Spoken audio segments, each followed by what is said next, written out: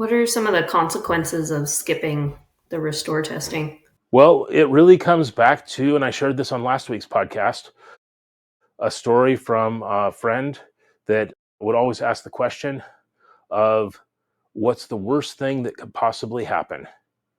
And can you live with that? And in this case, the worst thing that could possibly happen is your SQL Server crash, you're unable to recover it, and you lose 100% of your data. Okay, that's where we ask the question of, well, what would be the financial impact of that? Some places, I don't know, some systems, it might be no big deal. It's not that important of a system, but other things, it might be really important.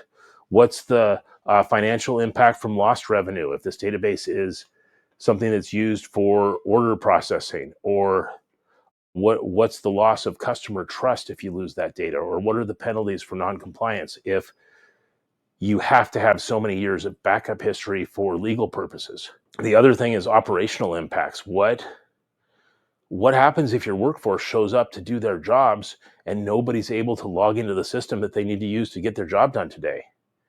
You've got a bunch of employees sitting there that are expecting a paycheck, but they're not actually able to do any work for you because their database isn't working. And the other is just reputation damage. I mean, how bad will this look to you, your employees, your customers, your partners, when you have loss of data with no way to recover?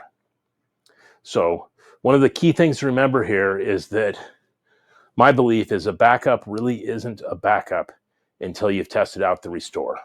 Thanks for watching. I'm Steve, and I hope you've enjoyed this video. If you like it, please click the thumbs up icon. And if you want to subscribe, click subscribe to our channel and click the bell icon to get notified when we have new videos. All right, have a great day.